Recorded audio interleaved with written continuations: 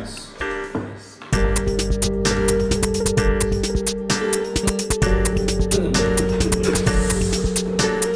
All right.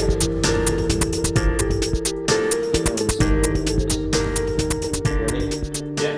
Cool. Hey guys, welcome to Open House, it's a show where we invite you into our home and we talk business, we talk real estate, and we talk life. Here again with Doug Lovette, CEO of Lovette Properties. We're so excited to have Doug back on the show, and today we're going to be talking about some things that are pretty much, I would say, what do you think as far as the cause of failure of business?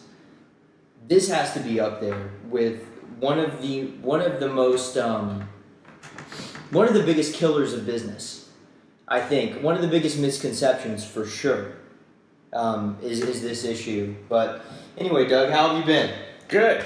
Good? Staying busy? Yeah, it's too busy. Too busy. That's not good. Well, it's we're in a learning curve right now, so a lot of research and cutting our teeth on growing our team and getting everybody fully trained and knowing how we want to train them, exactly how we want to train them is a task. And then technology is vicious; it's always changing, so we always want to stay on top of that. And it's just a never-ending. When you lead a company, it's a never-ending pursuit to try to stay up.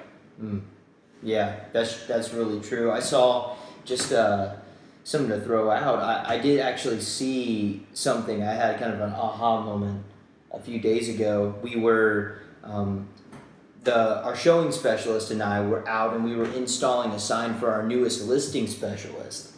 And I was just kind of thinking to myself, wow, this is a machine that's working, and this new listing specialist doesn't even truly understand what he's become a part of, because there's already a machine working for him. Right. Which is very, when I like connected the dot just in like actually doing it, hammering in a sign for someone who has never done this before. Right.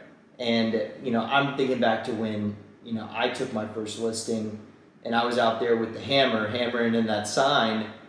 He doesn't even understand totally. You think you're just hammering a sign. You think you're just hammering a sign, right? Yeah, I'm just out here laboring, but really, really cool to be a part of a company where we're helping each other grow. Yeah. And that sign producing 2 more pieces of business that will produce. Right. Right. Yeah. 4 more pieces of business. I think we can just launch directly from there right into what we're going to be talking about today. The main theme of the day is, do you own a job or do you own a business? And so I'll just turn it over to you. I mean, well, we could talk for a long time about that, because yeah. Real estate agents are notorious for, people in general are notorious for thinking the simple thought of, if I can't do anything else, I'll just get my real estate license and just start a business. There's a lot of people that want to start a business regardless of what it is, regardless of what the industry, there's certain things in business that you have to put in place or it's not one. And I see a lot of real estate agents making the mistake of diving in to going into business for themselves, but they've just created their own job. You're exactly right.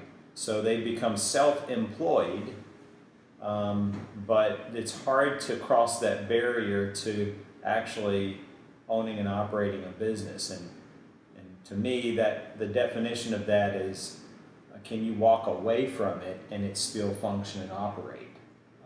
If I've successfully started a business, then it doesn't require me to do any piece of it from day to day. It doesn't mean that I don't work in my business or work on my business. I do. It takes energy, it takes effort. Somebody's got to run the business. And if you started a business, you could hire somebody to run it. So I could replace me as CEO of Lovette Properties just by hiring a CEO.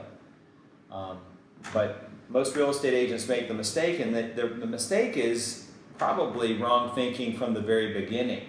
Because sales is the lifeblood of any business. You can just jump in and start selling real estate and make a decent income. It doesn't take very many closings before you realize, well, this has the potential to be what they say in their minds is a good business, because the more closings they have, the more money they make. The problem is it requires time and energy and effort for that one person, and that one person has to spin all the plates. And if you've actually started a business, then you first sat down to calculate the cost, which is budget. Do I have most businesses fail because of cash flow, and do I have the resources necessary to turn this into a business and not just into a job? Right. So So a lot of agents just getting started, or maybe a year in or 2 years in, that's not even enough time to get a degree. That's not even enough time for certain businesses to even make profit. Right. So this misconception coming out the gate, thinking that your business will be profitable year one, day one, and then what you don't realize is that in order for it to be wildly successful, there's all these expenses that come into play. And you end up just kind of becoming enslaved to, I have to do this much business in order to pay for this to happen. So, and most, for the most part, I've owned several businesses, and this is a good one, because built into it is a certain amount of profit that you can make in your business. If you're self-employed, you make a very high level of profit, but it requires all your time, energy, and effort. So where that profit starts to go away is once you start implementing pieces that you need to implement to actually build it into a business. And mistakes in that building process can be detrimental to the whole thing, and to what most people say is their livelihood. So some don't venture out and take the risk. They like the 30 the 40% profit that can be there if you are just the only one doing it. As soon as you hire someone, it cuts into your profit percentage, and most agents get used to a high level of profit so that they do a fewer number of deals, but they can never get over the hump of can I ever go on vacation and it still function without me? Am I ever free from it? Or do I have it, or does it have me by the tail? And I think the success of implementing or building a business in real estate starts with right thinking to begin with. You mentioned education. You can get your license in no time, really, 8 weeks. And with a very little amount of money, if you think about what college education costs today, you can really get your license and get up and going and get all your fees covered.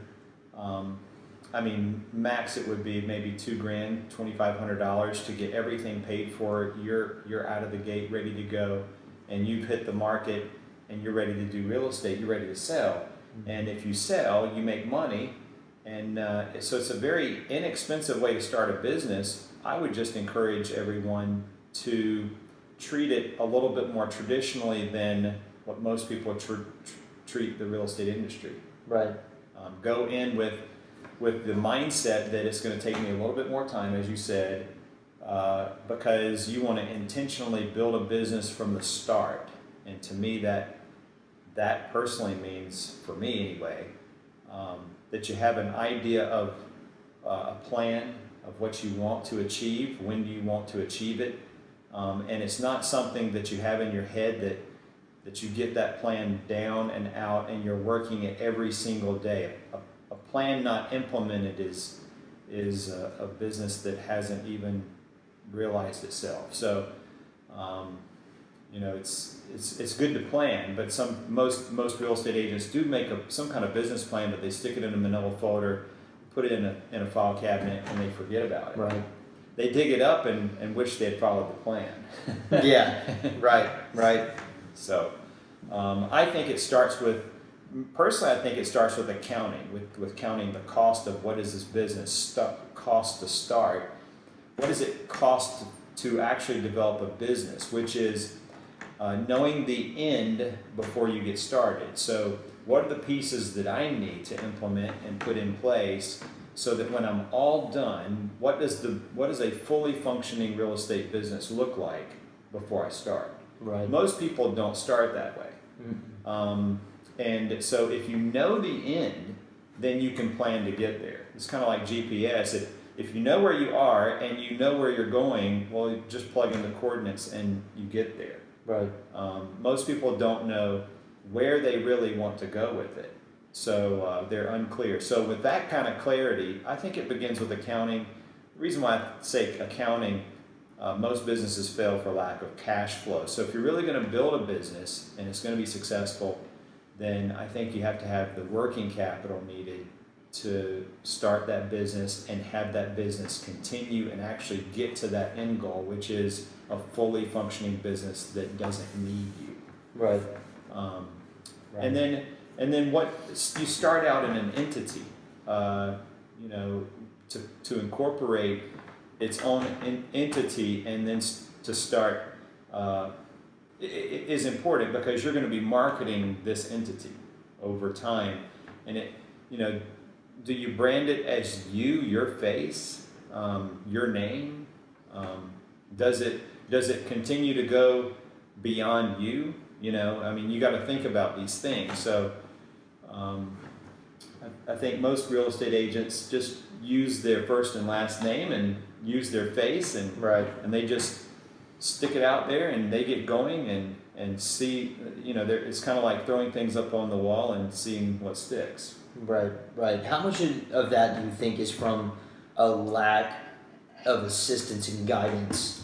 Because I can't speak for all firms, but I know with most firms, when you sign on, maybe they have a little accelerated training program that they run you through, but how much of that is from a lack of coaching, from a lack of guidance, that agents are just kind of doing what seems best? I think most people are winging it. I think there are some people that are educatedly winging it, if I could say it that way, which is I've taken a lot of classes, I've taken a lot of courses, a lot of experts have told me what I need to do to know to do something, and then to do it is something completely different. And so to be able to actually get it functioning, there's this one thing and we've already said, you have to know before you do. Right. And then, but you've got to get that plan implemented for it to function. And when you start it, it's kind of raw. It's okay. There's you're going to stumble and fall, but you're going to pick yourself back up and you're going to brush off and you're going to keep on going. So actually implementing those models that you learn about, there's a lot of education out there. Just hit the internet. Yeah. And you can get more than enough to implement. You can't even possibly implement all that you hear. Yeah. No way. There's no way. So, but the brass tacks of actually building an actual business is something different. And then in real estate, we have some unique things that present some challenges to most real estate businesses, which is most people that enter into our field are salespeople. Mm-hmm. So they're talented in one area, they're just not talented in another. They can go out and get the business, but can they manage the business? Right. Right. How many people do you think get their license just because someone told them that they would be good at, sales, that they would be great real estate agent just because they're the socialite of their sphere? And that, and then they turn out to maybe not even be really that person right. in the industry, and then they burn out and fail. Yeah. It's pretty, you asked me what percentage, probably high percentage, enter into real estate because someone says or someone affirms that someone is highly social. Mm-hmm. And it is one of the keys to success in real estate. If you are likable and trustworthy, I mean, that's what really our industry is looking for is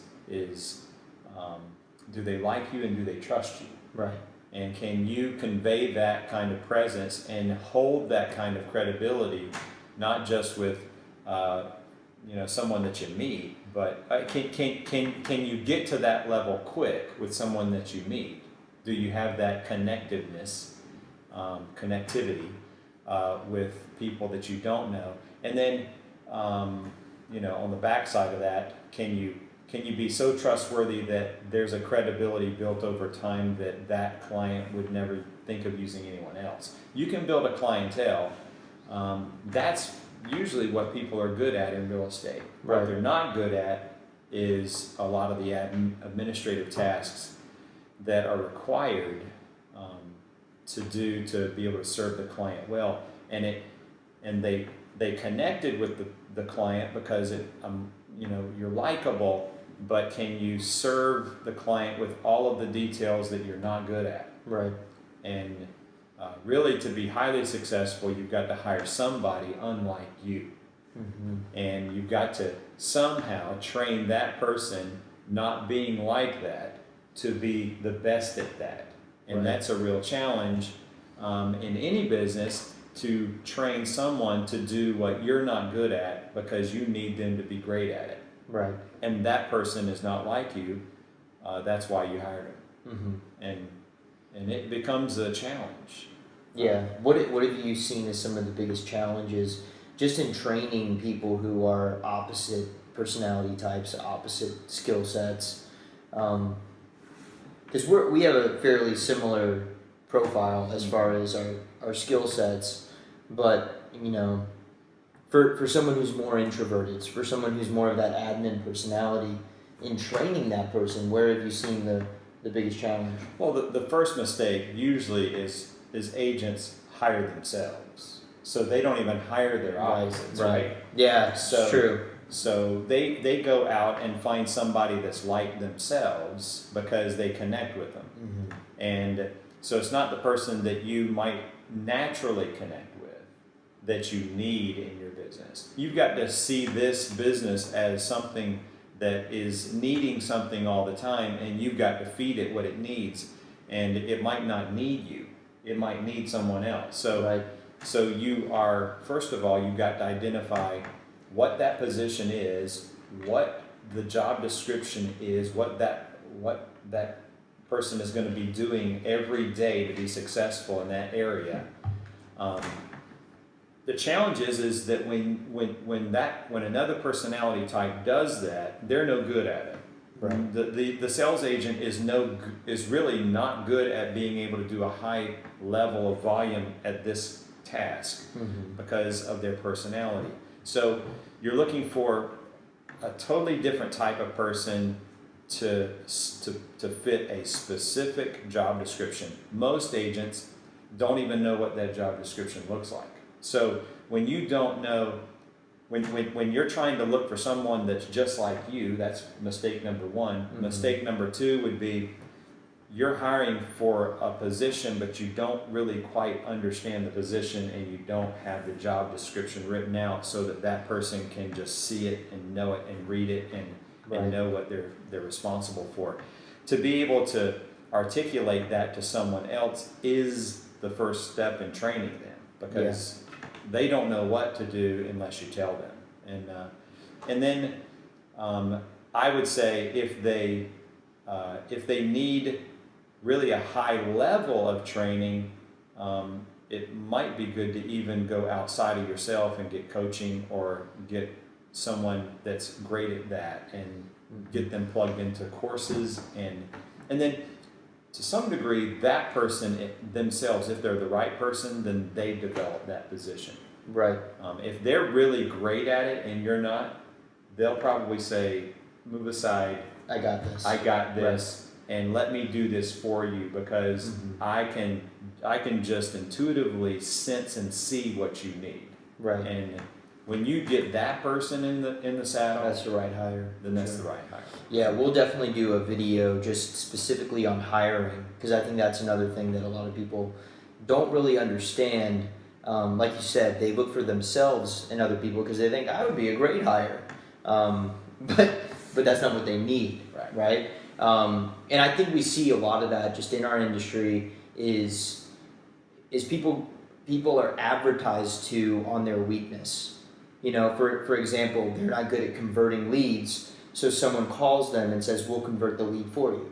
Right. And so they pay for the tool, and the tool then, they leverage systems to try and break through that natural ceiling of achievement that they have. Right. And so I know that we see that all the time playing out in real estate, for sure. Yeah.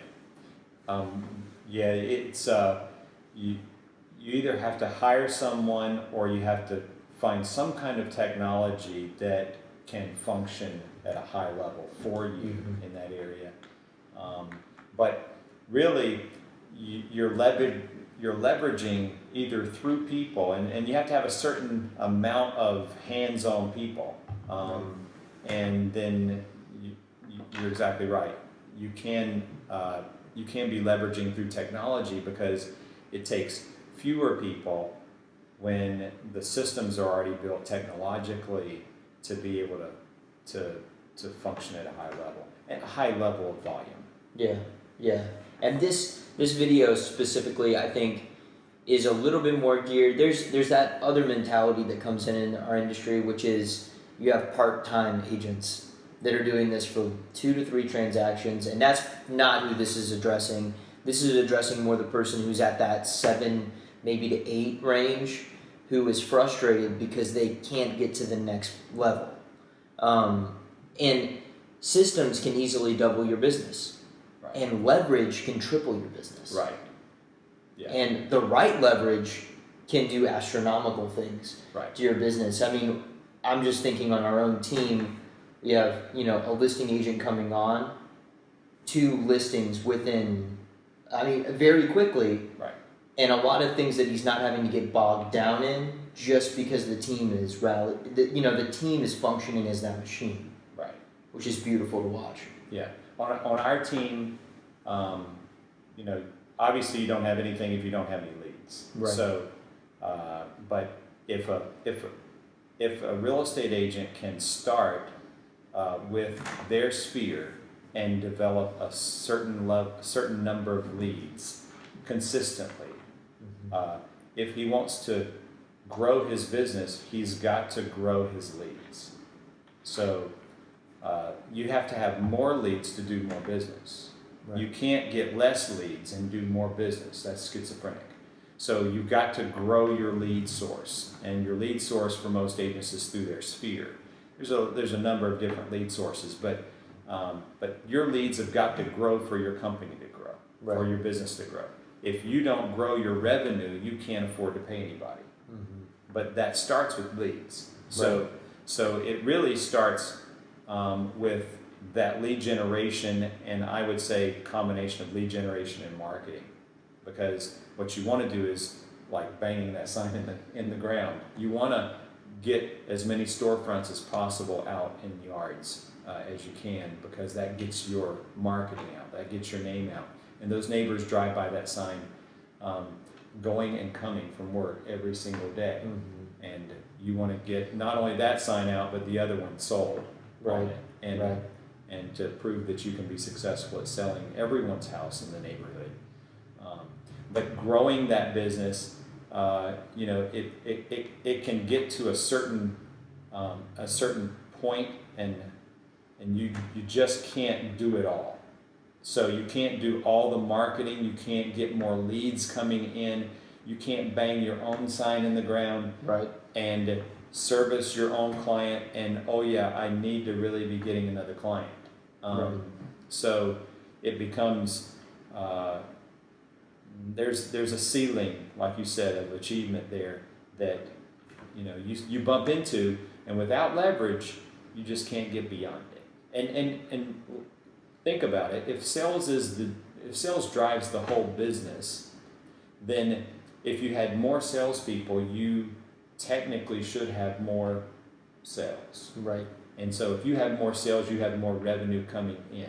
So the key to any business really is not only selling, but as I sell, I have to know that I can manage the chaos that I create in sales. Mm-hmm. So it's a challenge, and most agents really aren't good at developing the management part of it. Right. They could probably sell more if they had the leverage piece already in place. Yes. And that's just the challenge of doing business. It's how do I get from the first phase of this to all the way to the end of knowing that all the pieces are in place. And hey, business is constantly changing, and so we're constantly tweaking. Technology is always changing. It's relentless, but someone has got to focus on it. And if you can have one person focusing on just marketing, then you're better off. Yeah. That's you. Yeah. All over it, man. All over it. Well, this has been really good. I think Doug and I would both recommend, if you're watching this and you want to dive a little bit deeper, we're going to be doing more videos on this topic, because I think it's a really good topic. A lot of people can glean from. Also, Michael Gerber, The E-Myth. Yes. If you haven't read The E-Myth, I think that everyone should go read it. It really put each hat of your company on and define what that role would be. What is this person's job? What does it look like? And take it all the way to scale. Dream big with your company. Don't put limits on what your company can accomplish. And any closing thoughts? Take it home. Michael Gerber is an amazing, thoughtful guy. He really helped us both think through. There's people that actually do the work. There's people that manage the work, and there's visionaries that can plot the course. And I would say, you need all three pieces functioning in your business. If you're going to grow, you've got to have vision.